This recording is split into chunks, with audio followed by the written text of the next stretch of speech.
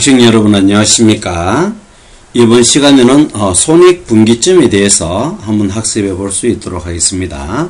손익분기점이란 무엇이냐? 매출액과 그 다음에 비용이 만나는 지점입니다. 그래서 만나는 지점이기 때문에 바로 무엇이 되어지냐면은 매출과 또 비용이 같은 지점이 되어지죠. 그죠? 매출이 총 판매는 총 수익이 되어지잖아요. 그죠? 수익과 비용이 만나는 즉 같은 지점. 그래서 이때는 이익이 있습니까? 없습니까? 이익이 제로가 되어지죠. 그래서 이익이 전혀 나지 않는 그 지점을 갖다가 우리는 손익분기점, 즉 손해와 이익이 갈라지는 지점이다 라고 이야기합니다. 요 나오지만 이익과 손실이 0이 되어지는 시점을 바로 손익분기점이라 하고, 이 시점을 기준으로 해서 비로소 뭐가 창출되어지냐 하면은 이익이 이때부터 실현이 되어지는 것이죠. 손익분기점은 바로 수익과 비용이 같은 지점으로 이익이 창출되어지는 지점, 시작 지점, 그 부분을 우리는 손익분기점이다 라고 이야기합니다. 그럼 손익분기점을 우리가 하기 전에 먼저 이제 간단한 용어 정리를 좀 한번 해보도록 하겠습니다. 고정비라는 말이 이렇게 나오는데요. 얘는 매출의 정감과 관계없이 항상 일정하게 발생하는 비용을 이야기하는 겁니다.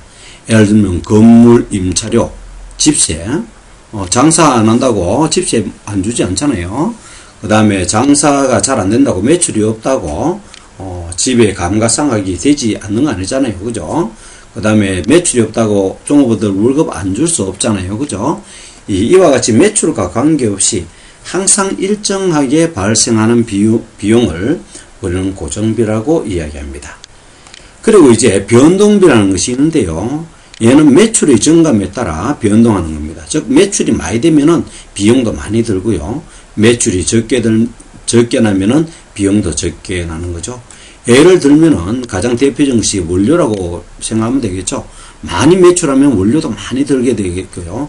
매출이 없으면은 원료도 없게 되어집니다. 원료 소비도. 그다음에 보조 원료 마찬가지고요. 그것을 생산하거나 판매하기 위한 동력비, 운송비, 잘 팔려 운송비 되죠. 그죠? 그다음에 외주비 이런 것들, 또 판매 수수료 이와 같은 것들은 판매량이 늘어날수록 비용도 증가하게 되어지는 이와 같이 판매량과 연동되어서 변동하는 비용을 우리는 변동비라고 이야기한다. 자, 손익분기점의 특징 세 가지를 한번 살펴보도록 하겠습니다. 매출액이 손익분기점보다 많으면 손익분기점이 같은 거라 그랬죠. 매출과 비용이 같은 지점이라 그랬죠. 그죠? 근데 매출이 이때부터 늘어난단 말이에요. 더 비용을 늘어났다 이 말이죠. 그죠? 분기점보다 많으면 이익이 발생하는 것이고요. 같은 지점 매출 아래쪽에 이렇게 있으면은 손실이 발생하게 되어진다라는 거죠. 그 다음에 두 번째, 손익분기점의 위치가 높을수록, 그죠? 수익과 비용이 만나는 지점이 높을수록 수익성이 낮고 실현이 또 어렵고, 그죠? 낮을수록, 즉 비용이 작다는 이야기죠. 그죠?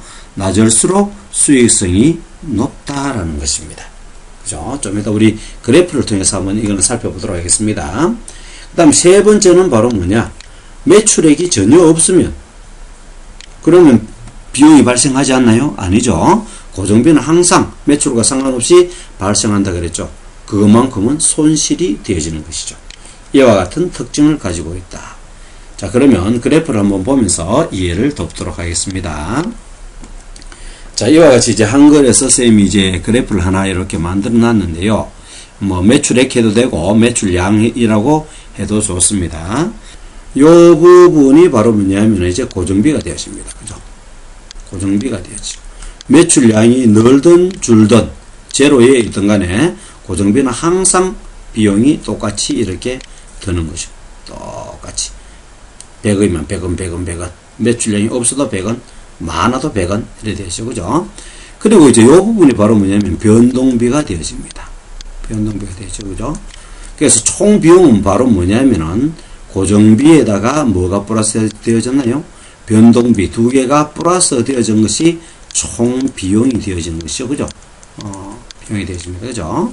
자, 그러면 이제 변동비가 이렇게 해서 비용이 이제 이렇게 매출량이 늘어나면은 변동비가 이렇게 증가하면서 이와 같이 이제 비용이 발생합니다.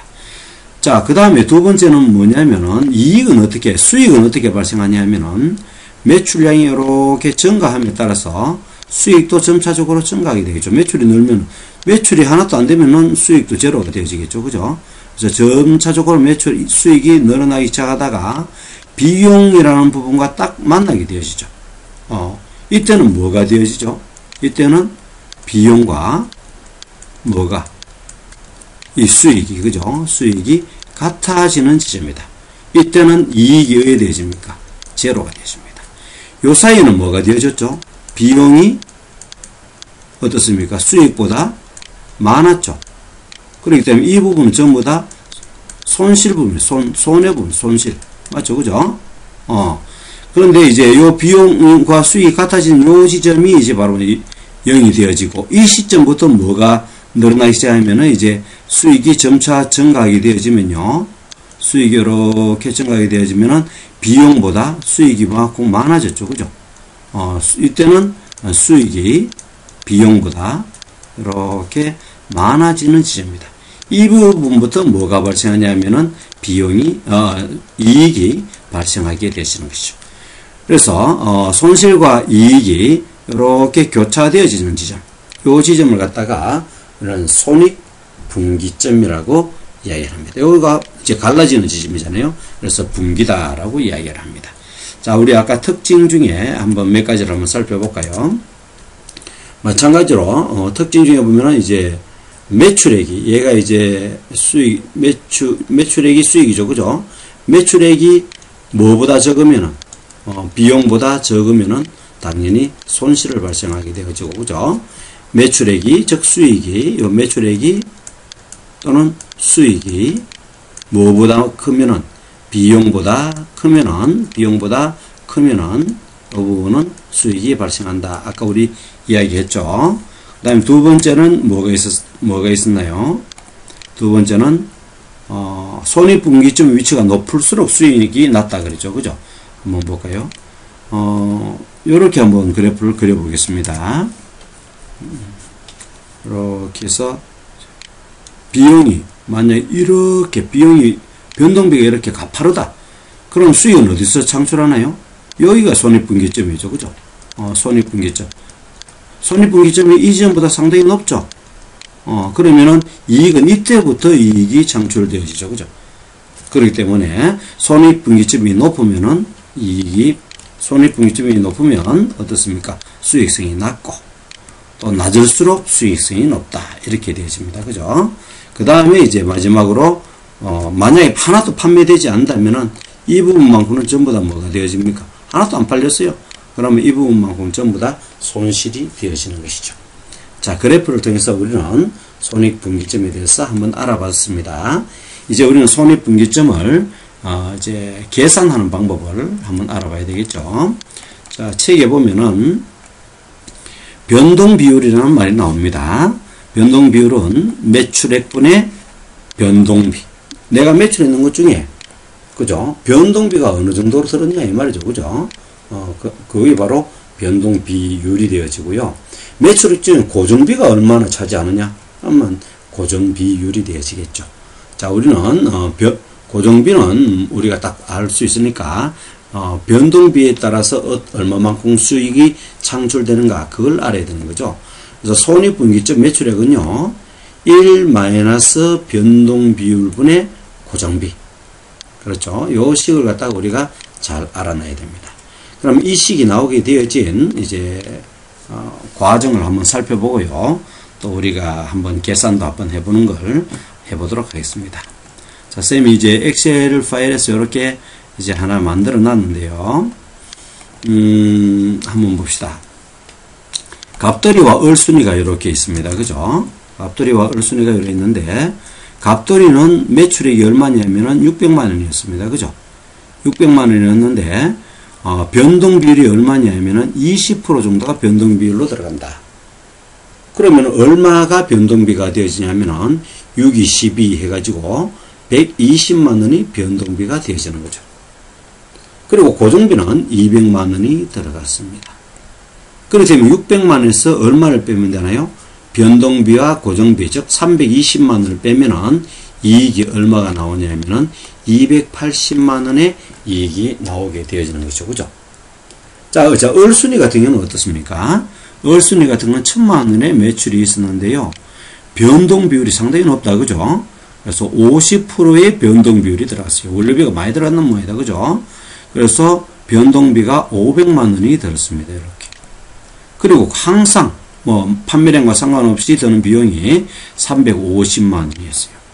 그럼 1000만 원 팔았는데 500만 원의 변동비와 350만 원의 고정비, 850만 원의 총 비용으로 소비가 되어졌다. 그죠? 그러니까 이익은 얼마가 되어지냐면은 1000만 원에서 850만 원을 뺀 150만 원이 되었습니다.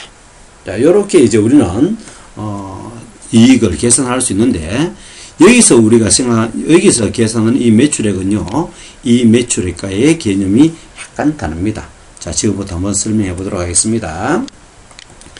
자, 손익분기점은 우리가 설명했다시피 이 부분이죠. 수익과 손익분기점은 수익과 비용이 일치하는 지점, 즉 수익이 제로가 되어지는 부분이다. 그죠? 이익이 제로가 되어지는 부분이다. 그죠? 그러면 수익은 바로 무엇을 의미하냐 하면은 다른 말로 매출이라고 이야기할 수 있나요? 판매만큼 수익이 들어오는 거잖아요. 그죠? 비용은 뭐로 나눌 수 있다 그랬죠? 변동비와 쌤이 변동비 플러스 고정비로 이렇게 합하면 된다 그랬죠? 그럼 변동비는 어떻게 구하냐면은 내가 총 매출했는 금액에서 변동 비율, 아까 20% 뜨면 변동 비율을 곱하면은 변동비를 구할 수 있잖아요. 그죠? 그래서 요 식이 바로 뭐냐면은 수익 대신에 뭘 적었냐면은 수익은, 그죠? 총 매출액에서 변동 비율을 하면은 변동비가 나온다. 그죠? 변동비가 나오고, 플러스 고정비. 요 두 개가 비용의 총액인데, 이 비용의 총액과 매출액, 즉, 수익이 같은 지점. 그죠? 요 때 뭐를 구하면 되나요? 요 매출액이 얼마여야 되느냐. 이게 이제, 제로 시점이죠. 비용과 수익이 일치하는 제로 시점. 이 꼴로 뒀잖아요. 그죠?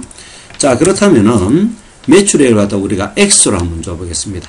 X는, 자, 매출액을 갖다가, 우리 X 구하는 거잖아요. 매출액 얼마를 팔면은, 손익분기점이 되시느냐. 그죠? 그래서 매출액 X 변동 비율이죠. 그러면 X 곱하기 변동, 비율, 갈로 닫고, 그 다음에 플러스 고정비가 되어지죠. 자, 그러면 요 부분을 갖다가 이제 좌항으로 넘기도록 하겠습니다. 그러면 X 마이너스 갈로 열고 X, 요거는 변동비 X라고 할 수 있나요? 변동비 X. 갈로는 상관없네요. X 마이너스 변동비 X가 넘어오고, 야가 고정비가 되어지는 거죠. 그죠? 맞나요? 그러면은 X로 묶어 봅시다. X로 묶으면은 1 마이너스 X로 묶었으니까 변동비 이렇게 되어지죠. 그죠? 변동비. 이거로 뭐가 되면 고정비가 되어집니다. 요 식은 다 알 수 있죠? 그러면 X를 구하기 위해서는 X는 두고 요 부분 곱하기 부분, X와 요 곱했는 요 부분을 우항으로 넘어가면은 분모가 분자로 바뀌게 되죠. 그죠? 그래서 1 마이너스 변동비 분의 뭐가 되냐? 요 분자가 넘어오면은 분모로 되죠. 그죠? 그래서 고정비가 분자가 되어집니다. 이렇게. 요 식이 되어지는 거죠. 요 식이 바로 뭐와 같나요? 요거죠. X1 마이너스 변동비율은 고정비, X는 1 마이너스 변동비율 분의 1 마이너스 변동비율 분의 고정비, 이렇게 되어지는 거예요. 그렇죠. 요 식이 바로 여러분 이제 교과서에 나와 있는 요 식이 되어지죠. 1 마이너스 변동비율 분의 고정비. 자, 왜 이렇게 나왔는가? 그것만 잘 알면 되죠. 수익과 비용이 같아야 된다. 그 시점이 손익분기점이다. 수익이 바로 매출액이다. 요 매출액은 요 매출액하고 다르다. 이 600만원은 280만원의 이익을 낸 매출액이고 제로가 되어지는 매출액이 바로 요거다 이 말이죠. 비용하고 이익이 없을 부분이잖아요. 그죠? 요거는 변동비와 고정비가 같은 매출액. 그죠? 요 식을 구하면 된다. 그래서 매출을 X로만 두면은 이 식이 자연스럽게 구해지게 되어지는 겁니다. 그러면 갑돌이와 을순이의 손익분기점을 우리 한번 내보도록 하겠습니다. 갑돌이의 손익분기점 일단은 이제 다 나타내기 위해서 다운표를 쳐주고 그죠? 이 꼴로 얼마죠? 고정비가 얼마죠? 200만원이죠. 갑돌이 200만원 슬래시 1- 변동비율이니까 변동비율이 20%죠. 그죠? 그래서 1-0.2 가로 열고 1-0.2 0.885 쳐도 되지만 이렇게 이해를 돕기 위해서 식대로 그대로 하겠습니다. 그러면 요걸 이제 실제로 어떤 값이 나타나는가? 200만원 000 슬래시 0.8 요거는 바로 주겠습니다. 1-0.2 엔터 하면 250만원 이상 팔면은 250만원 팔면은 이제 제로가 되어지죠. 수익과 비용이 제로가 되어지고 250만원 이상 팔면서부터 뭐가 발생하냐면은 이익이 발생하기 시작하는 것입니다. 그 다음에 을순위의 손익분기점 한번 보겠습니다. 이거로 식을 나타내기 위해서 쌤이 작은 다운표를 쓴 거예요. 이 결과값은 아래쪽에 나타내는 겁니다. 여러분들 참조하라고 이렇게 나타내는 거예요. 자, 을순위 같은 경우는 이제 고정비가 얼마냐면 350만원이죠. 350만원 슬래시 1- 변동비율. 그죠? 그래서 1-0.5가 되어진다. 그죠? 그래서 0.5죠. 자, 밑에 한번 해보겠습니다. 이꼴로 350만원 슬래시 0.5 바로 쳐보겠습니다. 엔터 하면은 700만원이 팔아야지. 을순위는 700만원 팔아야지 수익과 비용이 일치한다. 700만원 이상 팔면서부터 뭐가 되어지냐면은 이제 이익이 창출되어지기 시작하는 거죠. 그래서 이 변동비 비용이 크니까 어떻습니까? 손익분기점이 높은 거죠. 그죠? 그래서 이익이 많이 실현되지 않는다라는 것을 알 수가 있습니다. 자, 그렇다면 이제 갑돌이는 지금 얼마를 벌냐면은 280만원 벌었죠. 과연 280만원 벌기 위해서 600만원을 판매하면 280만원을 버는지 한번 알아보도록 합시다. 요는 식은 어떻게 하냐면 이거로 가로 열고요. 이제 내가 벌고 싶은 금액 280만원 만약에 300만원 벌고 싶으면은 300만원 벌려면 얼마의 매출이 있어야 되는가? 이 바로 300만원 쳐놓으면 됩니다. 우리는 검증하기 위해서 280만원 플러스 고정비가 얼마냐 하면은 이제 200만원이죠. 고정비가 200만원이죠. 그래서 200만원. 갑돌이 슬래시 1-0.2가 되는 거죠. 변동비 20%가 되어지죠. 그리고 갈로 닫고 엔터. 그럼 똑같은 식을 한번 넣어 보겠습니다. 이제는 실제 값이 나오는 거예요. 280만원 플러스 200만원 바로 480만원 해도 되지만 이해하기 위해서입니다. 1-0.2 0.8 해도 되죠. 자, 엔터 치면요. 600만원을 벌면은요. 600만원을 벌면은 280만원의 수익이 나온다. 이제 검증되어졌죠? 만약에 내 300만원을 벌고 싶다. 그럼 280만원이라 300만원을 벌고 싶다 했을 때 앞에 있는 280만원 대신에 300만원만 쳐주면 되는 거죠. 요거 대신에 뭐죠? 280만원 대신에 300만원만 쳐주면 되는 거죠. 625만원을 벌면은 이익이 300만원이 되어지네요. 그죠? 을순위 한번 볼까요? 을순위 검증부터 먼저 하겠습니다. 을순위 150만원 이익이 있죠. 얼마를 판매해야지 150만원이 되는가? 1000만원이 나와야 되겠죠. 자, 한번 식을 먼저 보겠습니다. 이꼬로 갈로 열고 이제 얼마냐? 150만원이죠. 그죠? 150만원 벌려면 150만원 플러스 고정비용이 350만원이죠. 350만원 슬래시 1 마이너스 0.5 변동비율 0.5였죠. 그죠? 갈로 열고 닫아줘야 되네요.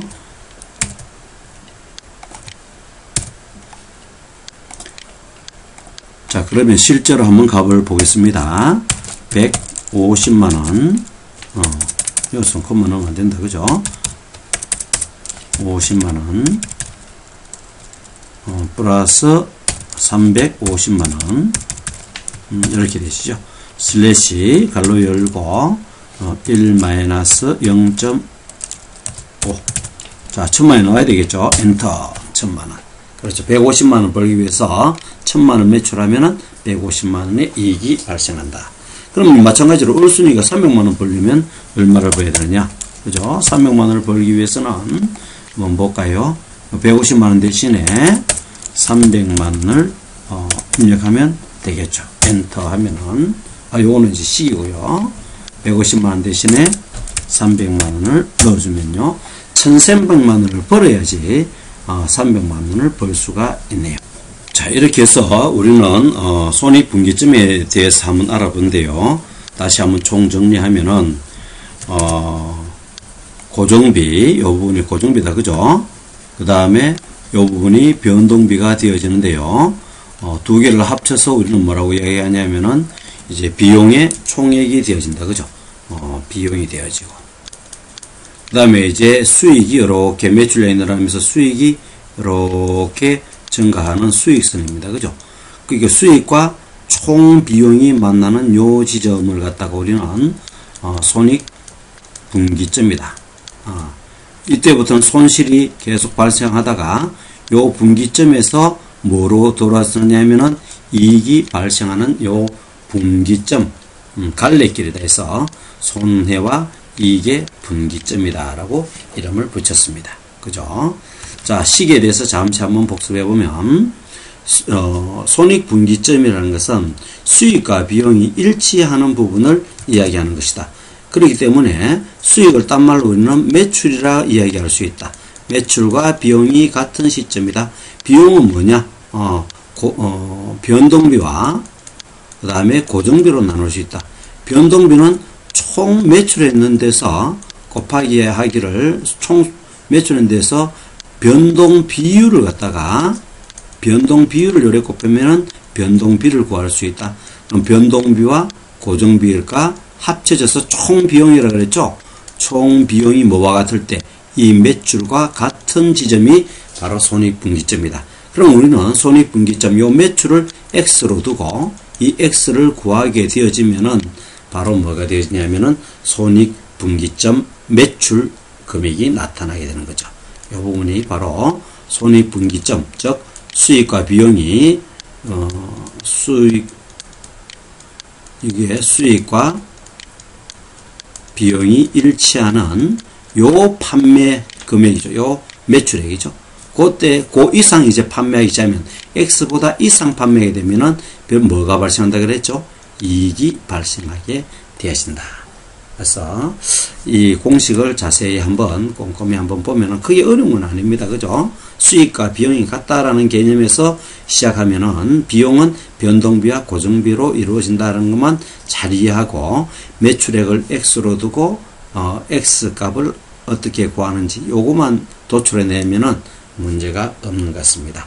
그 다음에 하나만 추가하자면 만약에 이제 내가 얼마를 벌면 얼마를 매출해야지 얼마를 버는가를 나타낼 때 우리 이제 고정비 앞에 내가 기대하는 이익, 이익을 갖다가 여기에 적어주면은 이제 총 매출액을 구할 수 있다라는 것.